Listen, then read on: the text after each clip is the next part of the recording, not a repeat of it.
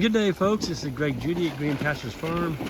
Today I'm up here with Dennis McDonald up in North Missouri, and he just fed the these are Mangalitsa's. Yep. And he's got some sows and a boar. He raises piglets and he raises them up to butcher size. And you see the grass that they're on. He's got a strip. He's basically doing a strip graze here. You see where the pigs have ate the grass along this side of the paddock. How long have they been in this one, Dennis? We've been here about 3 days. 3 days. So he's got some shelter there for them. They kind of enjoy that shelter, don't they, Dennis? Oh yeah, when the sun's shining and it's hot, so they like a little shelter. So tell us about the Mangalitsa's. Why you chose the Mangalitsa's versus Berkshire or whatever?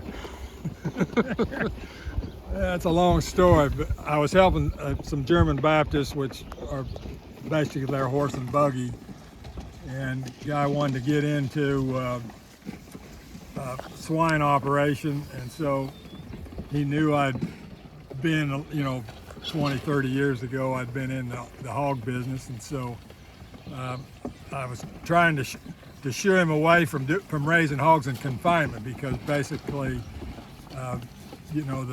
the specialty market is with the pastured pork. So anyway, I took him up to some Amish people northwest of me, and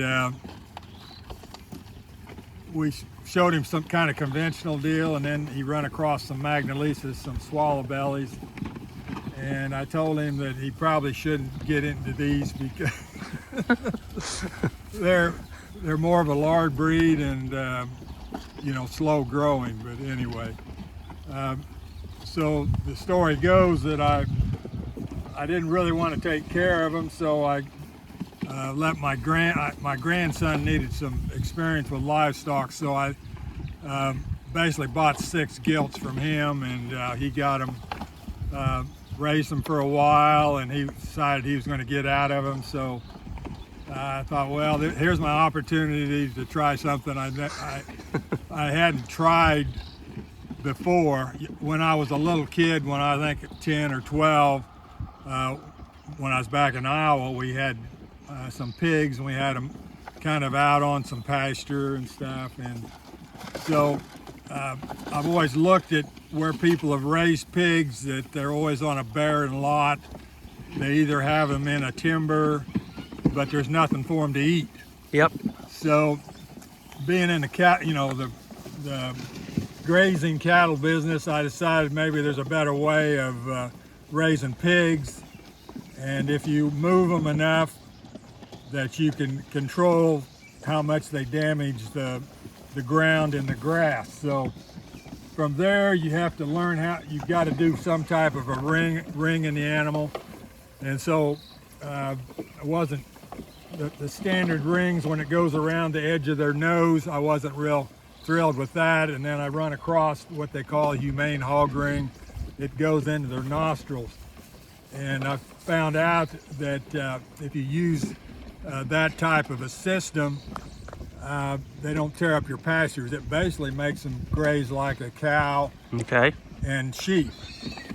The thing is, I'm feeding them shelled corn, and if you throw the corn out on the field, they end up tearing their rings out. So that's the reason I have feeders for them. Okay.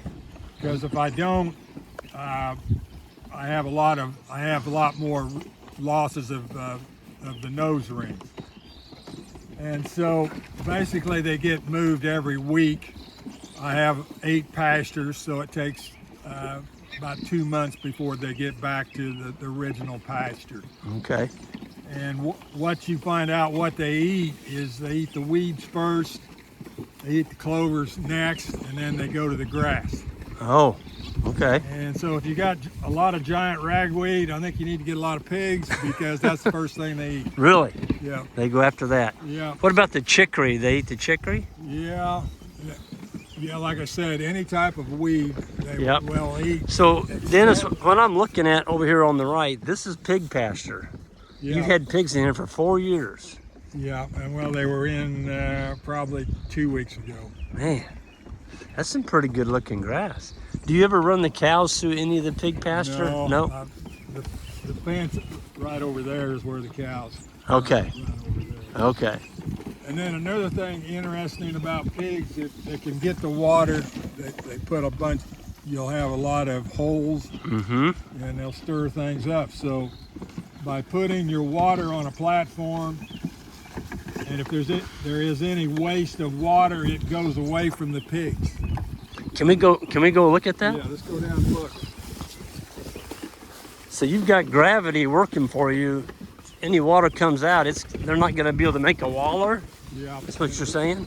we used to put this contraption up alongside the fence, Yep. and we use a 100-foot hose that goes from a hydrant, from a quick coupler out here. Oh, look at this. But by them not being able to, tear up what I had a water before with there was no floor out here. Yep. What they do, Ooh, he got into that hot water, didn't he? they would put their foot in the water, and then they would put it out on the ground, and they just keep doing that. They put their nose in it, they drip it on the outside. Okay. See, this solves all that problem. You don't have any waller here at all. No. That pig's gonna get it. Ooh, boy, he got his nose close to that hot wire. So you got poly tape, Yeah, so keeping the hogs off your hose. Well, it's to keep it so I can get away from, Yeah. and I can put it anywhere along here. See, this is kind of some old remnants of having the water close to the fence. Oh, okay. Yeah. Whereas if you can move it up here, you got a whole lot. It's a whole lot Yes. leveler up in here. Yes. Well, they're not tearing up your pastures. Yeah. You've got it. The water hose is protected. You got a steel pipe on it. Oh, they just go right in there, don't they? Yeah. So on your feed program, I noticed you had some buckets of corn up there, and it was just plain shelled corn, looked like. Yeah. What the deal is to make foragers out of them, you have to limit the amount of carbohydrates or corn that you give them. So if they're 50 pounds or 200 or 250 pounds, they only get 2 pounds of corn. A day. Yeah. And you're feeding them once a day. Feed them once a day. What it does is you have some control of the pig. Okay. If I want to do something, I throw corn in this trailer up here, and I'll throw some corn in it, and they'll all go in. And I if we're going to sell them or we're going to take them to the butcher, that's how we control them. I got you. If they got out or we needed to take them somewhere, you sprinkle corn, and here they come. Yeah. Well, a little background on the Mangalitsa. They're kind of hairy, looking like a sheep. Yeah, they're kind of the old style pig. The confinement pigs are real short-haired. These were probably the peasant pigs for the Hungarians, Yep. for hundreds of years. And the way they were treated is they were they had anything extra out of the garden, or they had them eat grass or whatever was what they had. So they never really got selected to be put in a building or to eat corn, corn soy ration. Yeah. So they do real good on a high roughage ration, especially when they get older and get some size on them. Yes. I noticed your your fence over here, Dennis. You're using, is that 12 gauge high tensile? That's high tensile, yeah. 12 gauge, 170,000, I guess, Yeah. PSI. Yeah. Yep. You got 2 wires, looks like maybe 8 and 12, roughly. Well, the only thing, okay, down there it's up a little higher. It's a cow fence and a pig fence. Oh, okay, so yeah, I got you. And then by using the step-in post, you can change your height. Whatever you want, yep. Real easy. One wire would keep them in. I don't know why this is low, but Yeah. the cows most of the time won't even step over this. Yeah. We just heard that pig touch it a while ago, so it's definitely hot. I see what you're talking about here, Dennis. They've all drank, and there's hardly any water on the floor of that water pen right there. And they physically can't climb in the tank, so they're not going to get a lot of mud and junk in your tank. Yeah, and then get a drink really fast. You can get 3 or 4 of them to get a drink. Yep.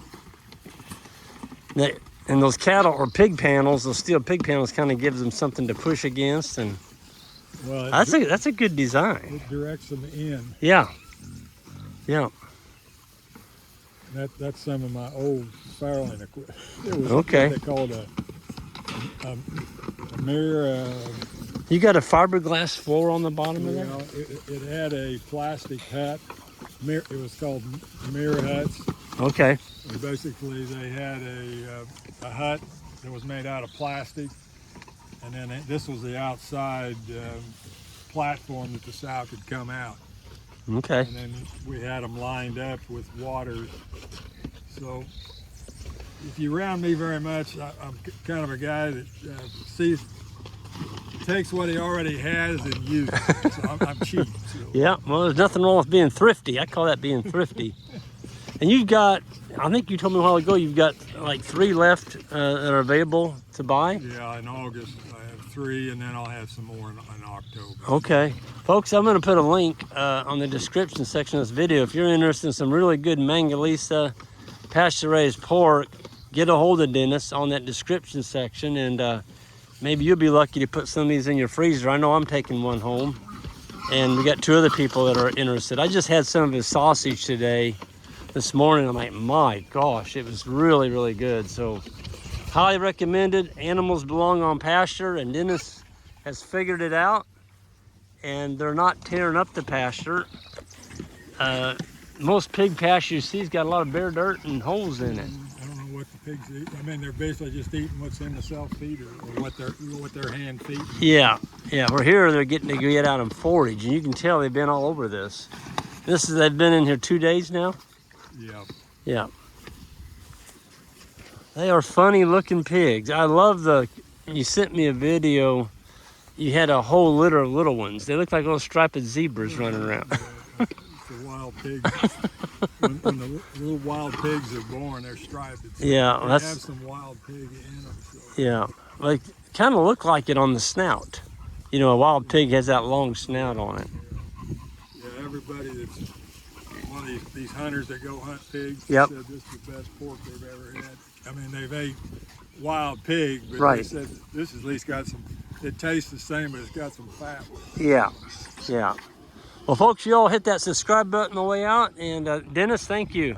You're welcome. For sharing your time. Yeah, been awesome. Y'all have a good one. Take care.